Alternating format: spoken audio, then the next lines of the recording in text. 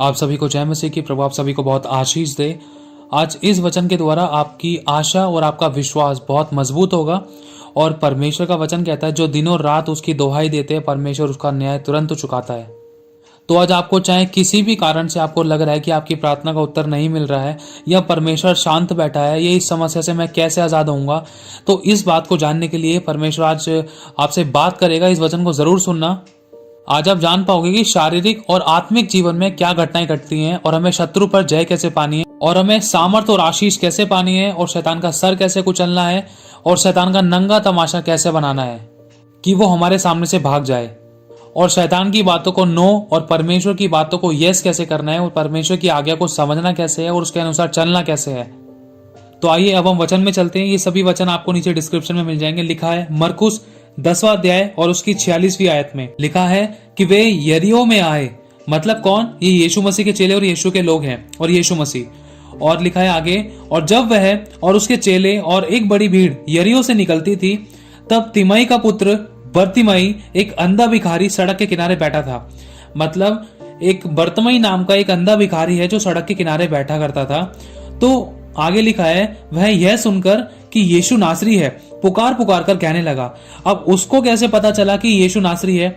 ऐसा इसीलिए हुआ क्योंकि यीशु मसीह और उसके चेले जब कहीं पर भी जाते थे, किसी भी जगह पर, किसी भी जिले या किसी भी मोहल्ले में घुसते थे, तो वहां पर यीशु मसीह के द्वारा परमेश्वर की आत्मा की सामर्थ के द्वारा बड़े बड़े चिन्ह चमत्कार होते थे, ताकि परमेश्वर के गुण प्रकट हों और लोग पापों से तौबा करें, पश्चाताप करें, मन फिराएं और यीशु मसीह के नाम पर विश्वास करें, परमेश्वर के नाम पर विश्वास करें। तो आगे लिखा है, वह यह सुनकर कि यीशु नासरी है, अरे ये तो वही चमत्कार करने वाला व्यक्ति है, ये तो यीशु नासरी है। और लिखा है पुकार पुकार कर कहने लगा कि हे दाऊद की संतान। मतलब वो बर्तिमाई नाम का अंधा भिखारी पुकार पुकार कर कह रहा है, यीशु को बहुत चिल्ला चिल्ला कर कह रहा है कि हे दाऊद की संतान। मतलब यीशु मसीह को उस बर्तिमाई अंधे आदमी ने पूरे घराने समेत पुकार लिया, पूरी पीढ़ियों समेत पुकार लिया कि हे दाऊद की संतान, यीशु मुझ पर दया कर। बहुतों ने उसे डांटा कि चुप रहे। मतलब जब हम कभी परमेश्वर के पास आते हैं ना कि कुछ आशीष पाले या हम कभी बढ़ने को होते हैं, तो यहां पर लिखा है कि बहुतों ने उसको डांटा कि चुप रहे, पर वह और भी पुकारने लगा। तो मतलब जब कभी भी आप आशीष पाने को होते हो या जब कभी भी आप परमेश्वर की उन्नति, सच्चाई, खराई, पवित्रताई में चलकर और उसकी भरपूरी को पाने के लिए होते हो, जैसे ही पाने को होते हो ना, उसी समय या उसके आसपास ही शैतान किस तरीके से काम करता है, लोगों के द्वारा काम करता है। कैसे कि नहीं तू वहां पर मत जा, तू चर्च मत जा, तुझे आराधना नहीं करनी, तुझे प्रार्थना नहीं करनी, या कभी कभी शैतान अपनी खुद की अभिलाषाओं में फंसा देता है। और यहाँ पर शैतान ने किस तरीके से काम किया उस अंधे भिखारी के जीवन में कि वो अंधा मतलब कहीं चंगाई ना पाले, तो शैतान ने काम किया उन लोगों के द्वारा। लिखा है कि जब उसने पुकारा कि हे दाऊद की संतान, यीशु मुझ पर दया कर, आगे लिखा है कि बहुतों ने उसे डांटा कि चुप रहे, पर वह और भी पुकारने लगा। मतलब बहुत सारे लोगों ने उसको डांटा, उस अंधे बर्तिमाई को डांटा कि भाई चुप हो जा, मत बोल मत बोल मत बोल, चुप कराया उसको, किसी ना किसी तरीके से चुप कराने की कोशिश करी।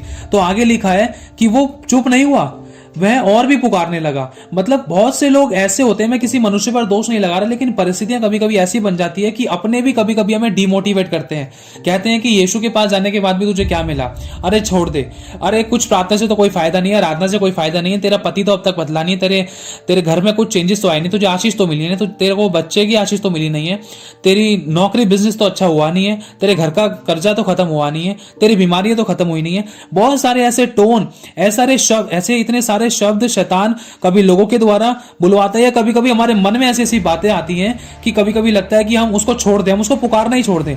लेकिन जब इसके जीवन में ऐसी समस्याएं आई, यहां पर उसको लोगों ने बहुत बार डांटा भी और चुप भी कराया, पर लिखा है वो और भी पुकार पुकार कर कहने लगा कि हे दाऊद की संतान मुझ पर दया कर, हे दाऊद की संतान मुझ पर दया कर।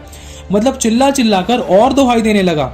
जब कभी भी हमारे ऊपर कोई किसी प्रकार का प्रेशर आता है ना कि भाई यीशु को छोड़ दो, ये कर लो वो कर लो, अरे यीशु ने तो कुछ काम किया ही नहीं, वो प्रार्थना ही नहीं सुन रहा, मतलब किसी भी प्रकार का कोई प्रेशर अगर हमारे ऊपर आता है, तो उस समय हम क्या करते हैं, हम चुप्पी लगाकर बैठ जाते हैं या चुप्पी लगाकर छोड़ देते हैं सब कुछ, या यीशु को छोड़कर चले जाते हैं, या यीशु के विरुद्ध में हम खड़े जाते हैं, या यीशु पर दोष लगाते हैं, या बुराई करते हैं, या उसकी कमी निकालते हैं, या उससे लड़ बैठते हैं, या फिर हम परमेश्वर का धन्यवाद करते हुए उसको पुकारते रहते हैं, या फिर शैतान की बातों में आकर हम चुप लगा लेते हैं और प्रभु को मानना या विश्वास करना या उसको पुकारना, उसकी आराधना प्रार्थना करना छोड़ देते हैं।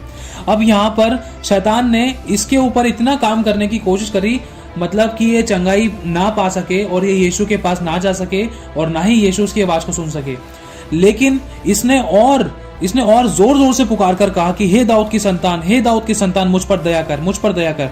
पूरे पीढ़ियों समेत यीशु मसीह को पुकार लिया कि हे दाऊद की संतान। मतलब ये शत्रु पर इतना प्रबल हो गया। एक तरफ शैतान इसके ऊपर प्रबल होने की कोशिश कर रहा था, लोगों के द्वारा इसको डांट कर फटकार कर चुप कराने की कोशिश कर रहा था शैतान लोगों के द्वारा, और दूसरी तरफ इसने खुद ही शैतान के ऊपर हावी होकर और जोर से पुकारना शुरू कर दिया यीशु मसीह को।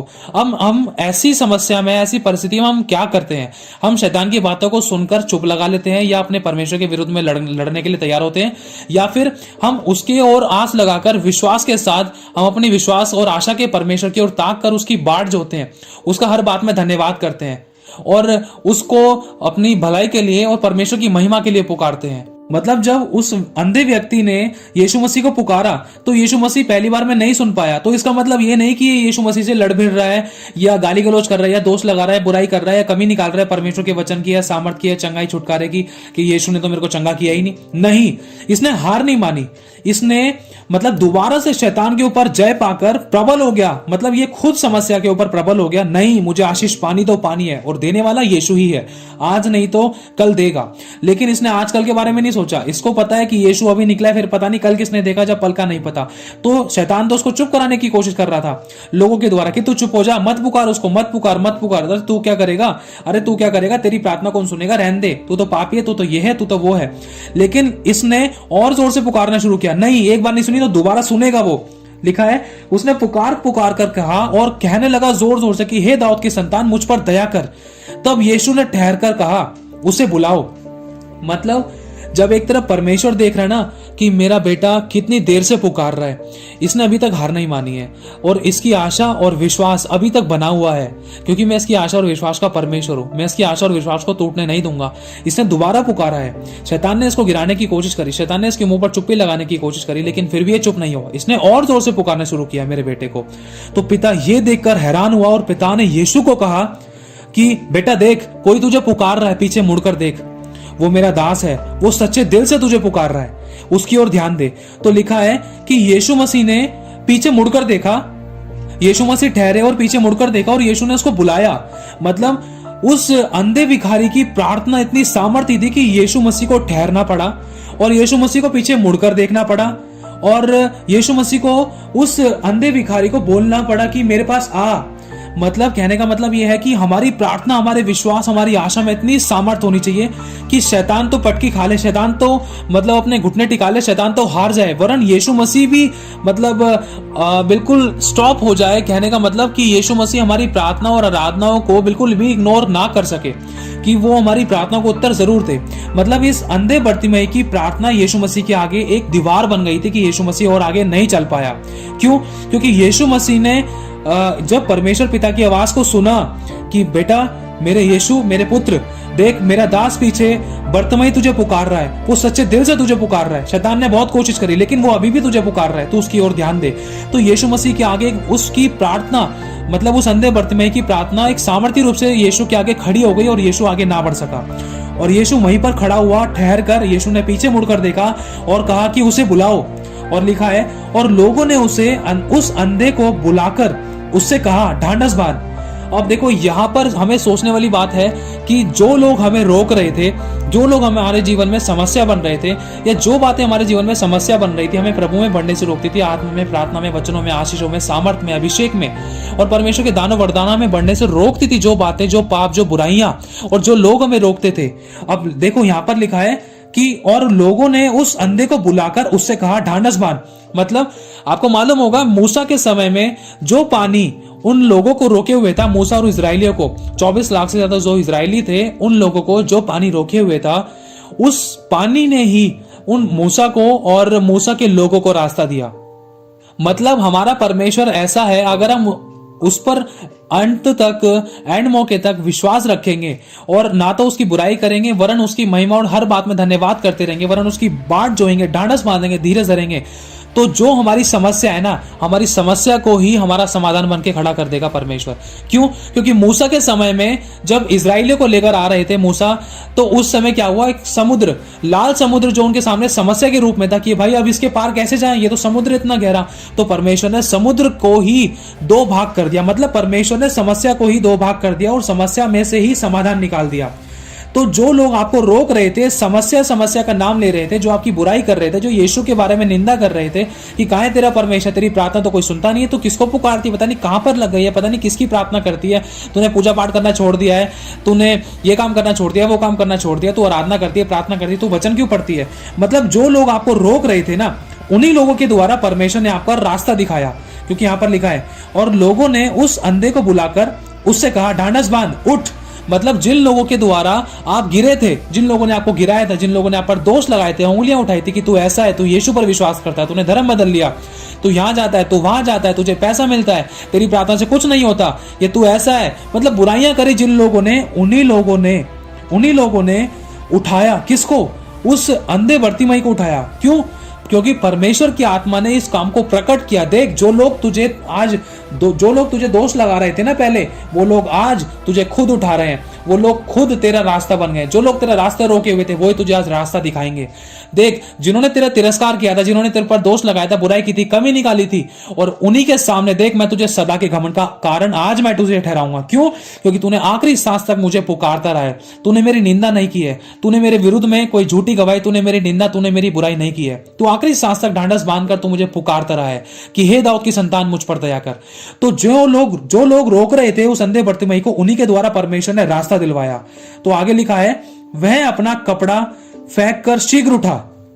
इससे पहले लिखा है कि जब उन लोगों ने कहा कि ढांढस बांध और उठ खड़ा हो, देख प्रभु तुझे बुलाता है, तो आगे लिखा है कि वह अपना कपड़ा फेंक कर शीघ्र उठा और यीशु के पास आया।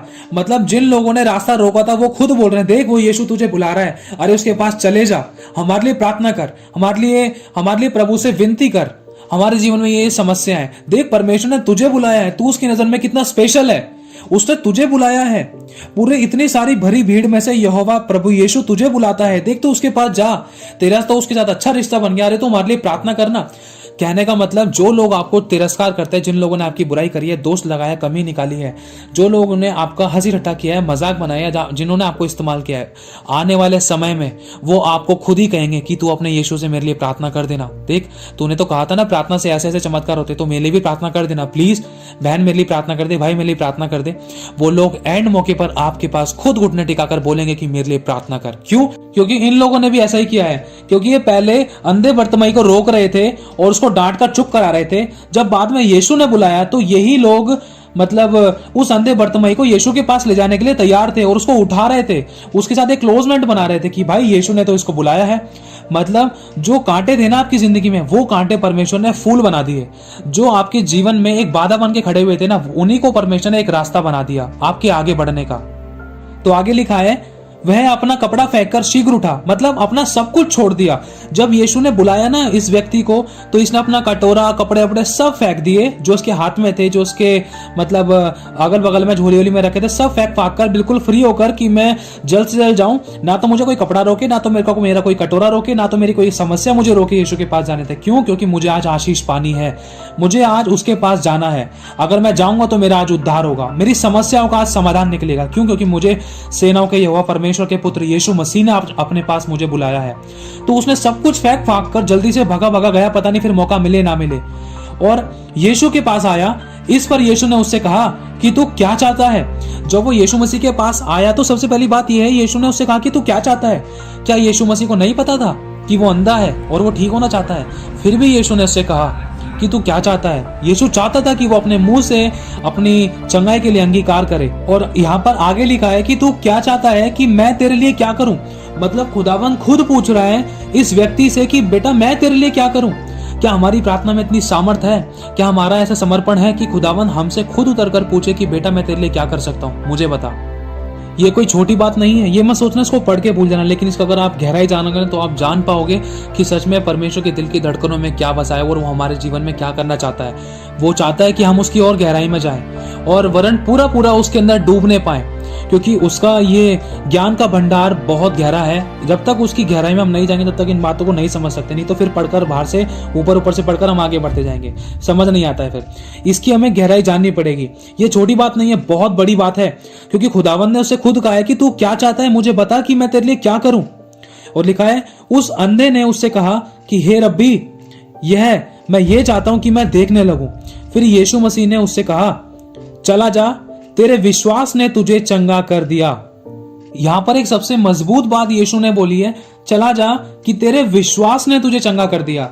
इस व्यक्ति का विश्वास, इस अंधे भिखारी का विश्वास इतना सामर्थी था, इतना मजबूत था, यहां तक कि अपना कपड़ा वगैरह छोड़कर, फेंक कर, अपना कटोरा वगैरह छोड़कर, यहां तक कि लोग भी इसको डांट रहे थे, फटकार रहे थे, रोक रहे थे, इसके ऊपर चढ़े जा रहे थे, उनकी भी नहीं सुनी। पुकारता रहा, चाहे जान चली जाए मैं पुकारता रहूंगा। क्यों? क्योंकि मेरी समस्या का समाधान यीशु ही है। अगर अभी चला गया यीशु मेरे पास से, तो फिर मुझे कोई नहीं बचा सकता, कोई चंगा नहीं कर सकता, कोई मुझे उद्धार नहीं दे सकता। तो उसने पुकार कर अपना विश्वास को परमेश्वर के आगे प्रकट किया, और खुदावंद ने उसी समय उत्तर दिया। और यीशु मसीह ने पूछा कि तुझे क्या चाहिए, मैं तुम्हें क्या करूं? तो अंधे भिखारी ने कहा कि हे रब्बी, मैं ये चाहता हूं कि मैं देखने लगूं। यीशु ने कहा कि जा, चला जा, क्योंकि तेरे विश्वास ने तुझे चंगा कर दिया है। मतलब वो जैसे ही उसने कहा कि यीशु मैं चाहता हूं कि मैं देखने लगूं, तो उसी समय जैसे ही यीशु बोल रहा था कि तेरे विश्वास ने तुझे चंगा कर दिया, यीशु मसीह ने उसके लिए कोई प्रार्थना नहीं करी कि आजा मैं तेरे लिए प्रार्थना करता हूं, मेरे पिता के नाम से तेरी आंखें बन जाए, ऐसे हो जाए, वैसे हो जाए। नहीं, यीशु मसीह सामर्थ और आत्मा से और वचनों से और प्रकाशनों से, परमेश्वर के अभिषेक से भरा हुआ था। वो जानता था अपने शब्दों की ताकत। आज हम 4 समस्या को देख लेते हैं ना, तो हम समस्या के गुण गाते हैं, समस्याओं का अंगीकार करते हैं, समस्या ही समस्या अपने मुंह से बोलते हैं। अगर कोई समस्या में दिखाई देती है, पेमेंट को लेकर, लड़ाई दंगे को लेकर, या किसी गुस्से को लेकर, किसी की अंदर की बुराई को लेकर, किसी की समस्या को लेकर, पति पत्नी की कोई परेशानी को लेकर, या किसी भी प्रकार की शारीरिक हो, आत्मिक हो, आर्थिक हो या संसारिक हो, कोई भी समस्या दिखाई देती है, तो हम परमेश्वर के वचन का सहारा ना लेकर वरन हम समस्या के ही गुण गाते रहते हैं कि ये समस्या ऐसे हो गई, ऐसे होगी। हम समस्या बोल बोल कर और भविष्यवाणी करते हैं, यहाँ तक कि गलत बोल बोल के अपनी समस्या को और अपने ऊपर हावी करके, मतलब अपने लिए और गड्ढा खोदने वाली बात थी। तो यहां पर इस व्यक्ति ने समस्या को नहीं पुकारा, इसने यीशु को पुकारा। यीशु हमारी समस्या का समाधान है। इसने ये नहीं बोला कि मैं अंधा हूं, मुझे यीशु के पास ले चलो, मैं अंधा हूं, मुझे जाने दो, मैं अंधा हूं, मुझे यीशु के पास जाने दो, मुझे चंगा होना है। नहीं, इसने यीशु को पुकारा, इसने शुरुआत करी, यीशु मुझ पर दया कर, यीशु यीशु यीशु। यीशु हमारे जीवन का समाधान है, यीशु हमारा आशीषों का सोता है, यीशु हमारा उद्धार करता है, यीशु हमारे पाप क्षमा करता है, यीशु ही स्वर्ग का रास्ता है, यीशु ही एक अनंत काल का जीवन है, वो स्वयं जीवन है। तो इस अंधे भिखारी ने क्या करा कि अपनी समस्या का नाम ना लेकर, अपनी समस्या को बार बार अंगीकार ना करके, वरन इसने यीशु को पुकारा, क्योंकि इसको पता था कि मेरी समस्या का समाधान तो यीशु है। सही अंगीकार किए, और यीशु ने उससे कहा कि मैं तेरे लिए क्या करूं। यीशु ने बोल दिया कि भाई देख, तू चला जा, तेरे विश्वास ने तुझे चंगा कर दिया। और लिखा है कि वो तुरंत चंगा हो गया। इसने अपना समस्या का अंगीकार नहीं किया, इसने कहा कि मैं देखने लगूं। इसने ये नहीं कहा कि मैं अंधा हूं।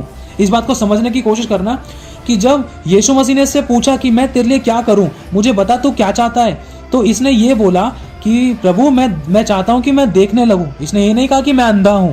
इसने गलत अंगीकार नहीं किया, इसने कहा कि प्रभु मैं देखने लगूं। इसने सही शब्द का उच्चारण किया, और यीशु मसीह ने इसके शब्द, इसी देखने वाले शब्द के ऊपर कहा कि जा, चला जा, तेरे विश्वास ने तुझे चंगा कर दिया, क्योंकि तूने कहा था कि मैं देखने लगूं। और उसी समय वो ऑन द स्पॉट चंगा हुआ। और आपको चंगाई के बारे में मालूम होगा कि एक स्त्री थी जिसे लहू बहने की बीमारी थी 12 वर्षों से। तो यीशु मसीह जब भीड़ में जा रहे थे, तो वहां पर वो स्त्री भी मतलब उसको लहू बहने की बीमारी थी, तो उसको कोई जाने नहीं दे रहा था। तो कभी बहुत सारे लोग आ रहे थे और नीचे गिर रही थी, कभी कहाँ, कभी उसके हाथ पर कभी पैर रख रहा, कभी कहाँ से धक्का लग रहा, कभी कहाँ से गिर रही, कभी कहाँ से गिर रही। कैसे ना कैसे करके गिरती पड़ती उसने यीशु के वस्त्र को छू लिया। और उसी समय यीशु ने कहा कि रुक जाओ, मेरे को किसी ने छुआ है। तो यीशु के चेलों ने आंसर दिया कि अरे प्रभु, कैसी बात कर रहा है, तेरे ऊपर तो पूरी भीड़ की भीड़ गिरी जाती, तू कहता तुझे किसी ने छुआ है, तुझे तो इतने सारे लोग छू रहे। यीशु मसीह ने एक बात बोली, नहीं, किसी ने विश्वास से मुझे छुआ है, क्योंकि मेरे अंदर से सामर्थ्य निकली है। और ये अंधा भिखारी कैसे ठीक हुआ? इस अंधे भिखारी के विश्वास में इतनी सामर्थ्य थी, इसका विश्वास इतना मजबूत था कि जब इसने यीशु पर विश्वास किया, जैसे यीशु ने कहा कि जा चला जा, तेरे विश्वास ने तुझे चंगा कर दिया, जैसे ही यीशु के मुंह से चंगा वर्ड निकला, उसी समय लिखा है आगे कि वह तुरंत देखने लगा और मार्ग में उसके पीछे हो लिया। कभी कभी हम क्या करते हैं, हम जब चंगे हो जाते हैं, छुटकारा पा लेते हैं ना, हमारी सभी जरूरतें पूरी हो जाती हैं, अपने फायदा उठाकर हम यीशु को ना छोड़ के चले जाते हैं। अगर हमें नहीं मिलता ना, तब भी हम छोड़ के चले जाते हैं। ना तो हमसे ढांढस बांधा जाता, ना तो हमसे धीरज धरा जाता। तो हमें आखिरी सांस तक विश्वास योग्य रहना है, ढांढस बांधना, क्योंकि यीशु ने कहा कि ढांढस बांध, देख मैंने संसार को जीत लिया है। परमेश्वर अपने सब बच्चों की प्रार्थना को सुनता है, किसी की प्रार्थना को वो तुच्छ नहीं जानता। परमेश्वर ने जब अंधे बर्तिमेय की प्रार्थना को सुना, 12 वर्षों से लहू बहने वाली स्त्री की प्रार्थना को सुना, और दोनों को परमेश्वर ने चंगा किया। और भी बहुत सारे चमत्कार के यीशु मसीह के वर्णन बता रखा है कि हाँ, यीशु मसीह के द्वारा कितने चमत्कार हुए। और यीशु मसीह ने कोई बड़ी बड़ी लंबी चौड़ी प्रार्थना नहीं करी, यीशु ने सिर्फ शब्द कहा और ऑन द स्पॉट परमेश्वर की महिमा प्रकट हुई। तो प्रभु आप सभी को आशीष दे, आप सभी को जय मसीह की। कभी हार मत मानना, वरन कुछ भी हो जाए यीशु के पीछे चलना, चाहे अपने सताएं चाहे अपने दिल दुखाएं, यीशु को याद करना। चाहे कोई भी छोड़ जाए, चाहे कोई भी उंगली उठाए, हर पल हर क्षण सिर्फ यीशु को याद करना। वही आपको ऊंचा उठाएगा, वही आपकी समस्या का हल है। अगर आज नहीं तो कल है। बस वो कहता है विश्वास करेगा, विश्वास करेगी तो मेरी महिमा को देखेगी।